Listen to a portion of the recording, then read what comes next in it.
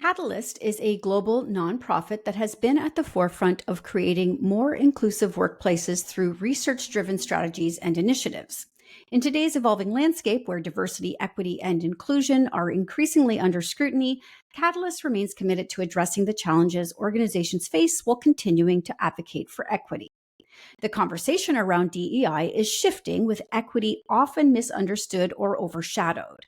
So it's essential to clarify what equity truly means in the workplace and how it differs from inclusion and diversity. Today, we'll be discussing this, along with the concrete actions that organizations can take to ensure DEI remains authentic and impactful, the critical role men play as allies, and the broader equity issues that affect women in sports. Joining me today is Dr. Julie Cafley, Executive Director of Catalyst Canada, who will shed light on these important topics and share how Catalyst continues to lead the charge in advancing workplace equity. Welcome to What She Said, Julie. Thank you, Candace. So equity, as I mentioned, is often misunderstood. So can you clarify what equity means in the context of the workplace and how it differs from inclusion and diversity? Absolutely. I think the whole acronym DEI, diversity, equity, inclusion, is actually misunderstood by many people. And so I think we really need to just spend time explaining it. Diversity really means representation. So do you have a diverse representation? Does your executive team represent the employee makeup within your organization? Do you have voices of women at the table, of racialized employees, of other equity deserving groups at the table? How are those voices represented and there, whether it be on boards and executive teams, within groups that you're convening, et cetera? So that's more the representation piece. What's interesting on representation is there's some interesting research coming out that even when we get the representation right, when we get the numbers right, that there are still certain voices that dominate. Mainly, the voices of older white men in particular. So even when you have 50-50 representation of men and women, the voices of men are still being heard more often. So diversity is very interesting. Equity is where there's been a bit more of a debate. And I think it's a really important term to understand. For me, I think of equity as how do you create that even playing field for everyone in the organization. And, the most classic example is around the rise of women or the rise of racialized women in the workplace. We have data, we have research that explains very clearly that people sponsor people who look like them. So they're talking about people who are not in the room who look like them. So the vast majority of CEOs in this country, over 90%, are older white men, realizing it or not, consciously or not, they are sponsoring younger white men within their organization, unless it's purposeful, unless it's intentional. So how are we ensuring that we're building that path to leadership for women, for racialized women, and removing barriers that might be in their way? So equity is really, it's not the same as equality. It's not giving the same thing to everyone. It's really creating that even space and potentially, working more, sponsoring and mentoring high potential individuals who are not necessarily represented already within leadership. And finally, inclusion for me is really a sense of belonging. Do people feel safe at work? Do they feel comfortable to say things that might be uncomfortable to hear? It's a lot to do with, kindness in the workplace and people liking where they like to be. So all of those really have a different dimension and are all really, really important in the workplace experience in particular. So Catalyst's research shows that organizations taking authentic, and I think it's really important to emphasize this word, authentic DEI actions, see improved employee engagement and retention. So can you share more about the key actions that drive this authentic DEI policy and how they address current challenges? This is so important, Candace, and it's really research that has resonated a lot, and especially in times of this DEI backlash. When employees view DEI policies as genuine, they're 6 times more likely to say their organization is fair. So that's a huge impact in terms of how people are seeing their organizations. Even more important is they're 74% less likely to experience bias and discrimination. So those are huge numbers in terms of the impact on the authenticity and the genuine nature of DEI policies. The 6 actions, a lot of them are pretty predictable in a sense in terms of what creates a genuine policy. communicating clearly and vocally. And I say a lot to organizations, even if your numbers are bad, even if you have areas of improvement, share those openly, because that really tells a genuine story about where the organization needs to improve. Nobody ever checks their box in terms of DEI and, oh, we're a fully inclusive organization. There's always areas to work on. So how is that being communicated clearly and vocally? How are you building accountability? DEI is like any other function within a business, and it needs to be central to strategy. There needs to be metrics. There needs to be rigor to the work of DEI. Integrity, our leaders following through on DEI promises. We saw a lot of promises made just after the horrific murder of George Floyd. We're nearly 5 years later. Are those organizations, have they actually followed through on those promises? Have they actually done what they said they were going to do? And I think with DEI in particular, leaders talk about it and they know how to say the right thing. Are they actually following up on their word? Ensuring that the DEI efforts are aligned with the organization's mission and values. That seems really obvious, but is not always the case. How do you create transparency? So how do individuals, within the workplace understand what's happening? 93% of employees that we researched recently said it's really important to hear and that their organization is vocal about their DEI efforts. So how do we create transparency around that?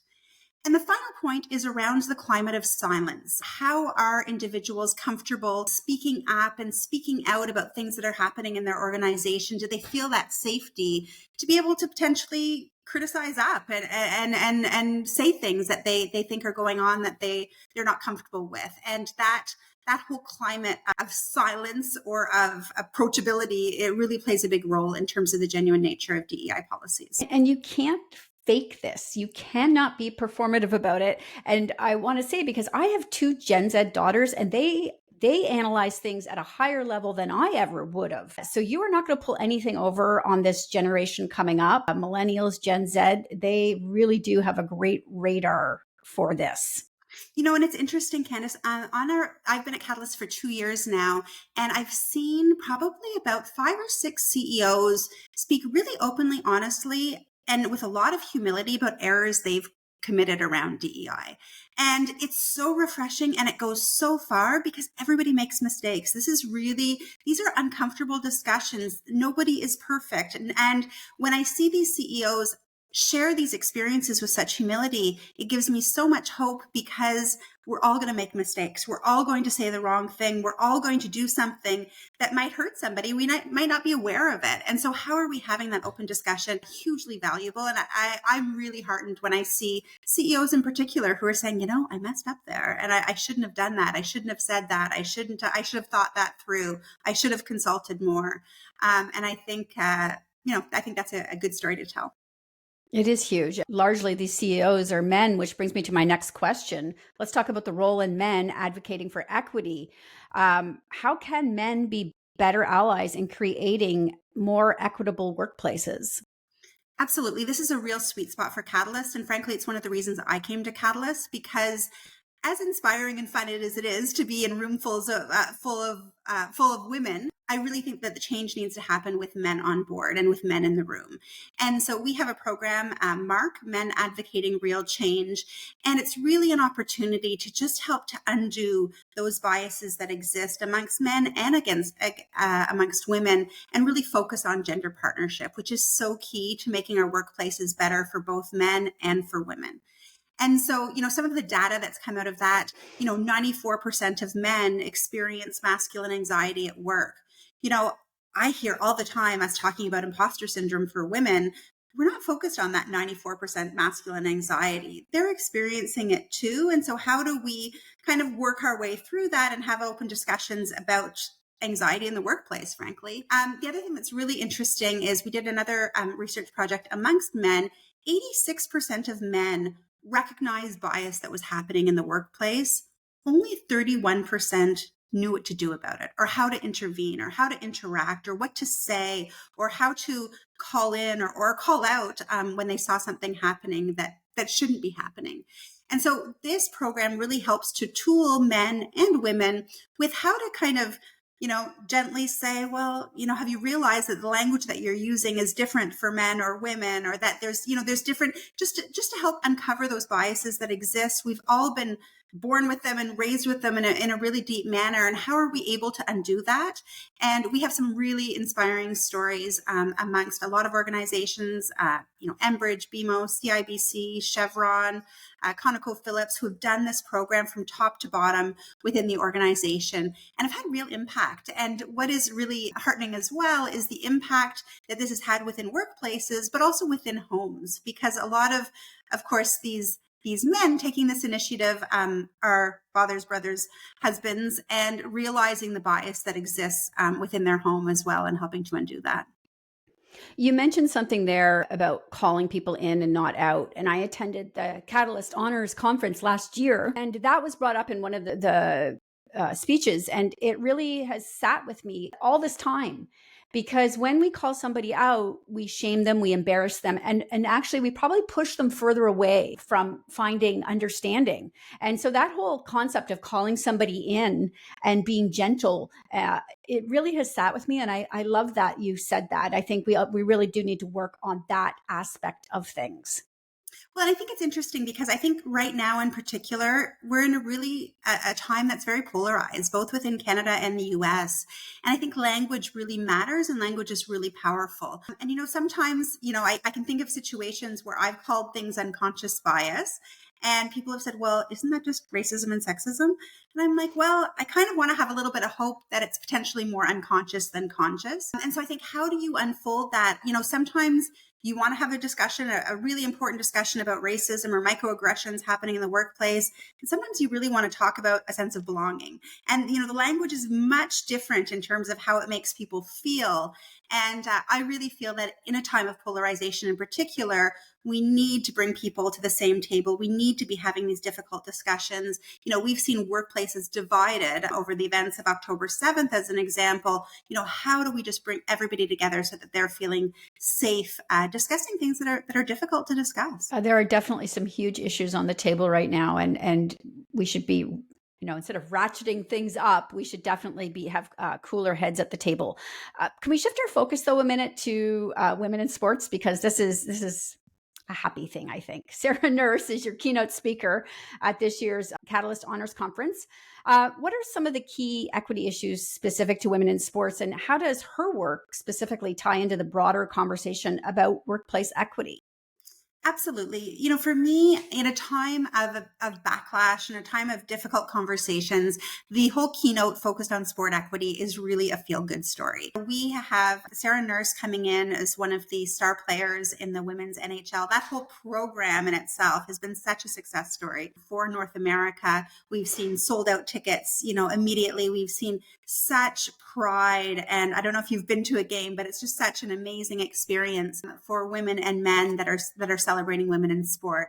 We've also brought in Teresa Resch, and of course Resch, and of course she is the president of the women's NBA, and Toronto's just been given a team for the women's NBA. So sport equity for me, there's been so many barriers, issues around pay equity, issues around funding, around the prominence of sports, who plays first, who's given more funding, all of how this works. And you've seen a global movement where men's teams have been saying, we're not going to take the pay raise until our women colleagues are paid the same. You've seen lots of really powerful moves, and, you've seen the changes in elementary school and high school and this energy around women in sport. So for me, it's really a success story of us having done something right. And we're just so proud to be bringing those two stars to the Catalyst Honors stage, talking about women in sport equity. So as organizations face pressures to roll back DEI initiatives, what gives you optimism about the future of this work, and how can leaders stay committed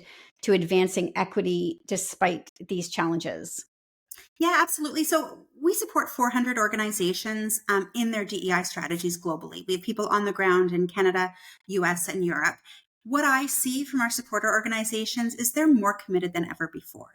And there are a couple of stories that are making the headlines and that are in the news. You've got John Deere, Harley Davidson, Tractor Supply Group, who've really rolled back their work, and that's hit the media. the vast majority of organizations that we're working with, those who are going to be attending Catalyst Honors on October 7th, are deeply committed and are doing more than ever before. We have situations, within DEI, work and gender equity has not gone as far as it should. I have a CEO driven board who said, we cannot take the foot off the gas. There's so much more to do around gender equity.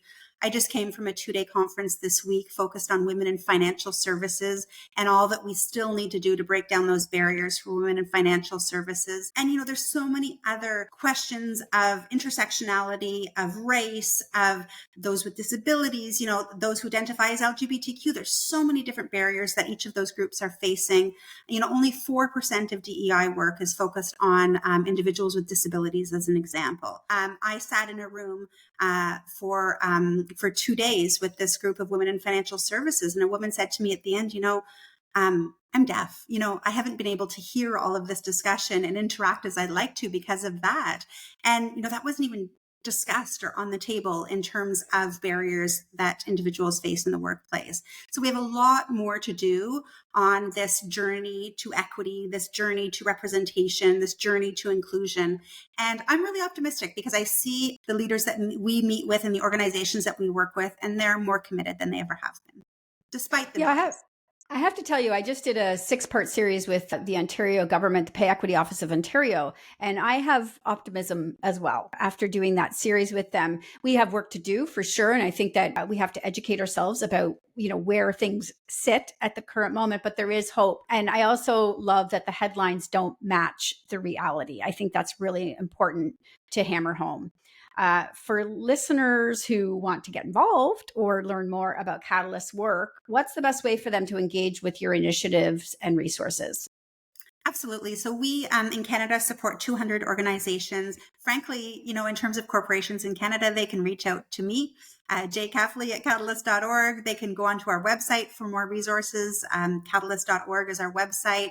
They can follow us on Instagram, on LinkedIn, on Facebook even, and find out more about the work that we're doing. A lot of really fantastic research. And I think in that area, we're a very research-driven organization and it really matters. And I think, a lot of DEI work sometimes has been a little bit soft and it's been focused on good intentions. And I think when you drive this work on data, on research, on what are the realities of the sector through a research lens, it's really, really powerful in terms of advancing concrete change. Amazing. Julie, thank you so much for joining me today. This was incredibly enlightening. And I hope that people listening have walked away with what I've walked away with, which is a real sense of hope for the future of DEI. So thank you again. Thank you. And thank you for all the great work that you're doing, Candace. Really grateful.